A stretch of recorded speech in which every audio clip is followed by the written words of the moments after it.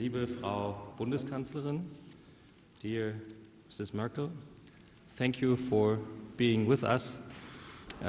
When I had the opportunity to discuss this conference with your office, I was told that you are very interested in the issues discussed, and so I have the job to sum up what was talked.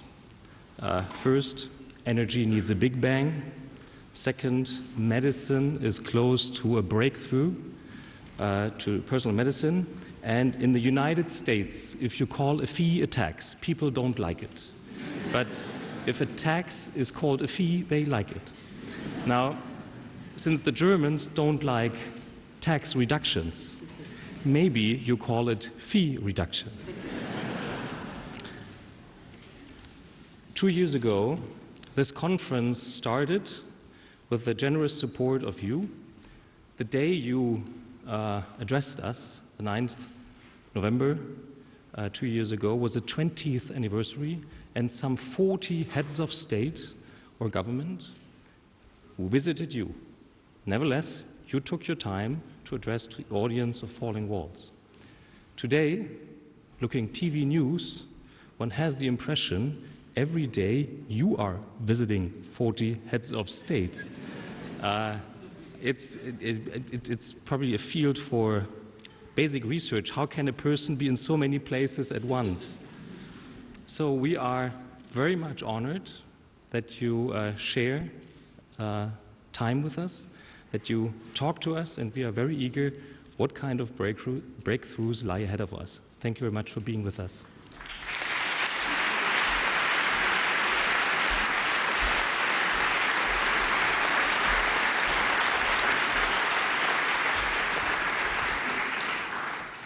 Ja, sehr geehrter Herr Professor Turner, werte Gäste, Herr Bundespräsident. Dear Professor Turner, honorable guests, Mr. Federal President, ladies and gentlemen, excellencies, I'm glad to be here again. At this moment, there are neither 40 heads of government with me, nor am I visiting 40, but I'm gladly here at this conference, the Falling Walls Conference, taking place now as a tradition on the 9th of November. What you've already spoken about today exemplifies that the world could be very simple if all these breakthroughs could just happen. I don't have any special simple solution, however, I do believe it is very important to continuously perceive the world anew. This day, the place, all of this is enough symbolism for us to put our task that we have in front of us, to order them and to find perspectives for a possible solution. The 9th of November is a day in German history of great importance. The 9th of November 1938 is a reminder of a catastrophe bigger than anything we might envisage today. It was a day of disgrace, a harbinger of a break with civilized conduct, a Shoah. Germans persecuting Germans just because they were Jewish. This madness then led to an unparalleled crime. It devastated the continent. It claimed millions of human lives all over the world. If today and in this particular location we talk about the future, we also and in particular do it in memory of the victims of this madness, of this delusion that started, that had its origin in our country.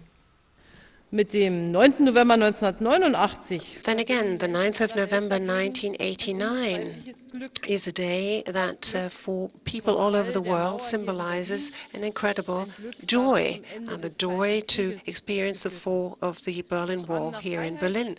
The yearning for freedom, the courage of the people proved to be stronger than concrete. It brought about the fall of communism. Berlin, that was once a symbol of division and standstill, became a symbol of a breakthrough into freedom. All of you who may stroll along the streets of Berlin have probably seen that this is one of the most vibrant capitals of the world. This conference that takes place every year on the 9th of November, in a way, is a bridge between reflections on our past and exchanges of ideas in the present about how to shape the future. And this is a very special characteristic of this forum, because you search for answers to the great questions of our times. We're talking about future breakthroughs, for which past breakthroughs serve as an encouragement. And to be able to participate, if only for a short time, here in these debates in Radialsystem is a great pleasure to me. And I think this location, in a way, is symbolic of two aspects that are most important in this overall process: creativity and diversity. Both promote the exchange of knowledge, of information, of ideas, and in many ways are even a prerequisite for ours making progress. And there is mutual exchange of ideas, learning from each other. This is what is necessary in order to transcend border, in order to open up new horizons for each and everyone. Scientific progress is crucial, is decisive in order to be able to shape global change in a meaningful way, and you have already, I believe, done this in a number of debates you've had today. And this is why it's so important that Germany is and remains an important location for science. I also would hold that we need to become more attractive if we think of our opportunities and of our 40s. I think one can safely say that knowledge, creativity is our great resource. We're neither rich in commodities and natural resources, nor does our demographic situation allow us to expect us to be a growing market. If you want money from us, we have to point to our level of indebtedness. So our treasure is the bright minds we have, our history, our tradition, which we can use to shape the future. So this is why we invest in the brightest minds, and we know that this will pay off in the long run. Opening up education opportunities, having research-friendly structures, making our education system more permeable, developing new forms of cooperation, which is something that is currently debated here in the capital and maybe then will be put to the test. And we also need a systematic promotion of junior scientists. And it's most important that you, during this conference, have also said this out as one of your priorities, because when you have falling walls, when you have falling borders, the world is suddenly an open forum for young people. People don't have to stay in Germany. You can do this everywhere. You can pursue your studies and your research everywhere. So it will not be as such that all of the talents come to Germany, and some talents will probably come to Germany, but some may not. And we want to prevent our own talents from leaving us.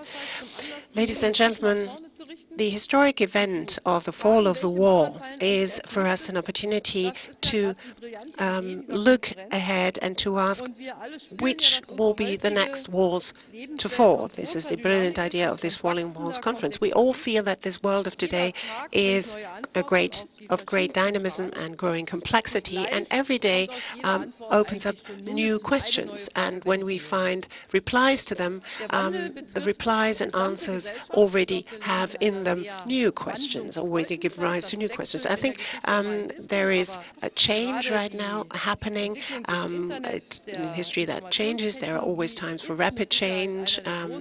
I think that telecommunications, for example, is certainly one of the great breakthroughs, maybe comparable to the invention of the printing press. And the world population also develops in a very dynamic way. Ever since last week, we are now 7 billion people on this planet. I always like to point out to people that when Konrad Adenauer was 1 year into his chancellorship, there were just 5 billion, and now we're 7. And we Europeans are about 7% of the world population, 20% of GDP. The tendency in both cases is a falling one. So the great questions of our times that we need to tackle are questions as to how can we live and not do this at the expense of future generations. This is one of the great issues that we need to deal with. And this goes for various areas. For example, the great and excessive indebtedness of a number of countries that we're dealing with right now. It also other questions come into play. The indebtedness, in many ways, is a glaring example, but the most glaring example, if you like, of this way of thinking that knows no tomorrow. And that this way of thinking is wrong is something that we're aware. When you say that to people, they know, well, of course, we know it's wrong. It's wrong to live this way, but it's so difficult to do it differently. And this is why, on this 9th of November, I would like to remind all of you that already 200 years ago in Berlin, a scientist said what was necessary to be said as to this phenomenon. It was, he said, a sign of wisdom to make use of our natural resources in such a way that future generations may reap just as much benefit from them as the present generation. We know the person who said this was a scientist in forestry, Georg Ludwig Hartwig, and he said this in 1804. This is exactly the definition of sustainability. These days we are all familiar with the English word of sustainability. So why is it so difficult, if this was stated so clearly 200 years ago already, to translate this knowledge into action? Mr. Turner told me that this morning you discussed the research work of Elke Weber, who works at Columbia University in economic psychology. And her research may perhaps point us to why that seems to be so difficult to translate knowledge into action. Her research makes it very plausible that for action we need not only a necessary insight, but also a cause. And what's usually most effective for galvanizing us into action is, unfortunately, bad news. Perhaps we should see these bad news, these unpleasant news that we deal with every day, for example, on the debt crisis, as something that will galvanize us into useful. Maybe we ought to do things differently. And that's what's pleasant about unpleasant news, because they offer us indeed a possibility for a turning point, a moment, a point in time to actually reverse course. The present situation in Europe certainly is a very unpleasant one, is bad news. It should be more than sufficient cause for a turn to the better, because this is indeed a moment, as I said, that is a turning point. Not only bad news, but also a time to reflect one's previous decisions and actions, and also an opportunity to change tack, to change course. This is not as easy as it may sound, and not always as easy as it seems logically. But this is the time, actually, to break the wall to a new Europe. And when we try to do that, we should not only overcome our current debt problems, but think ahead, think of the future, and not live again at the expense of future generations. So we need to change our course and bring about more sustainable policies. This Europe that is our future. I was already mentioning we're about 7% of the global population, Germany perhaps 1% of the global population. Even if we may think that we are the biggest economy, we, out of our own accord and all alone, will not be able to move matters forward. So if we not only want to think of today, but of tomorrow, we will need to usher in a stability union, and for this we need to change quite a lot, actually. If we think of the current state of our societies, declarations of intent are always good, as we know, but democracies can only ever be secured when you have solid structures in place that can then be verified, and where there is a certain price to pay if you don't abide by the rules. And this is what we need to deal with here in Europe. So declarations of intent will not be sufficient. What will be of the essence will be genuine structural change. So I think we ought to bear common responsibility in Europe, and for this we need treaty change. Without this, it will not be possible. Unfortunately, we have undergone rather torturous deliberations, and Professor Herzog knows this only too well, in order to bring about the Lisbon Treaty. Then politicians leaned back exhaustedly on their chairs and said, never again a treaty change, please. So if I talk here, if I address here an audience that participates in a falling wall conference, I have to explain to them that there is another wall that we need to break through, because no matter what happens all over the world, then upholding a viewpoint that these rules cannot be adjusted to the changes all over the world is certainly an untenable position. That is something that we have to drive home to politicians. We need to be capable, mentally capable, to adjust and to find responses, replies to these new challenges. And this will mean more Europe and not less Europe. What we see today, and what we have to acknowledge, is that Irish concerns are Slovak concerns, Greek concerns are Dutch concerns, Spanish concerns are German concerns or Italian ones. Our responsibility, and that has become abundantly clear, does not stop at the borders of our countries. It goes far beyond that. And that means, in essence, that European policy has developed in such a way that we have developed something that is almost a European domestic internal policy. So we need to act and think in more global dimensions, but also have to think of Europe as our domestic marketplace and our place for domestic political decisions. We have to make European responsibility something that is lived, is filled with life every day. Europe, if you like, is a consequence of the end of the Cold War, this enlargement of the European Union, a shared European values that need to be defended against global challenges. When I say Europe is in a crisis, I have to also say, well, this is the moment that ought to galvanize us into action, where we need to make a breakthrough into a new Europe. And it is particularly at this point in time where exchanges between science and politics is of such crucial importance, which is why we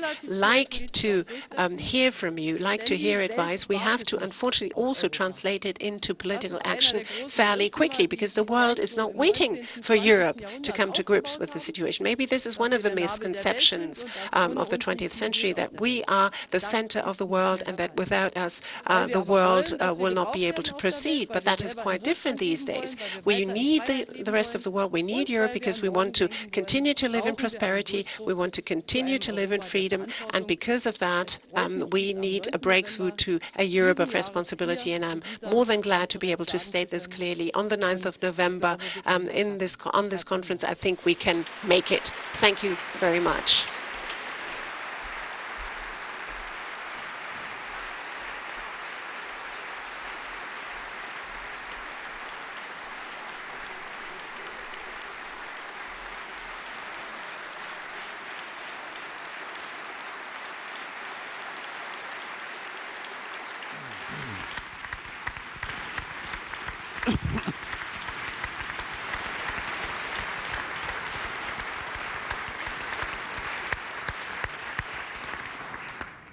Liebe Frau Bundeskanzlerin, das war Ihr Applaus. Ich darf Ihnen verraten, you haven't spent the whole day with us. It was the longest. And I guess it reflects our longing for a breakthrough you described. You said this conference is a tradition.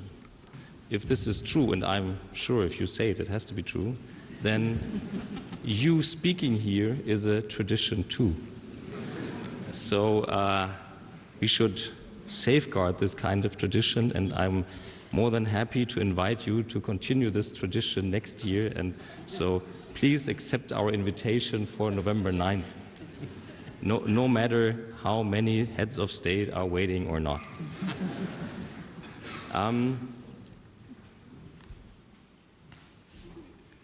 Chancellor Merkel is invited for next year.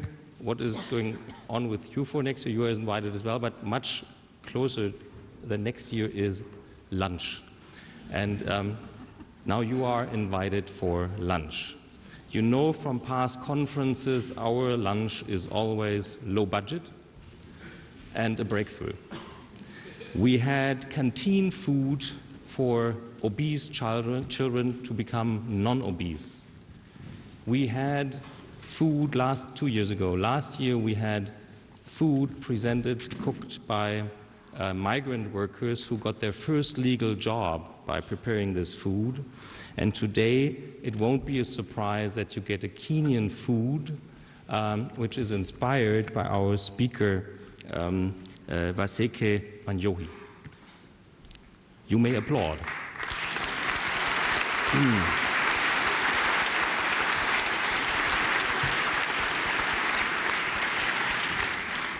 This is the gift to all of you, but there is a gift to the Chancellor, and you will wonder, having endured the security check in here, how we got this gift into here.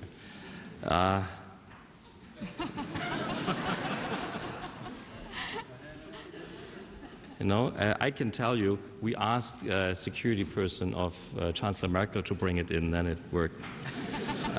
So this hammer is a gift to our Chancellor, maybe to bring down deficits. Maybe President Herzog calls for a bigger hammer. Maybe a Ruck hammer. Nevertheless, it's a symbol. So we are very happy to present this to you. All participants today will receive a hammer in their bag after the conference. So I'll put it back in here and hand it over to the Chancellor.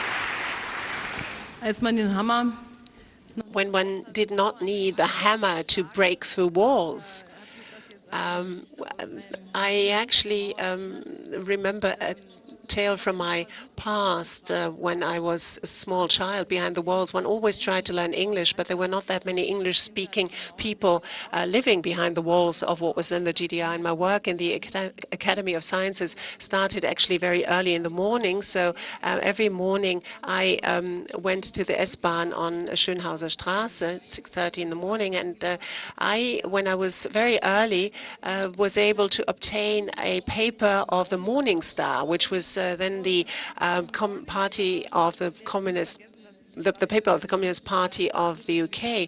I learned the traditional song of what was in the trade union movement. If I had a hammer in the morning and so on. I actually remember that because of, unfortunately, at some point in time, for lack of money, this Morning Star was then stopped its circulation, and my English remained rudimentary.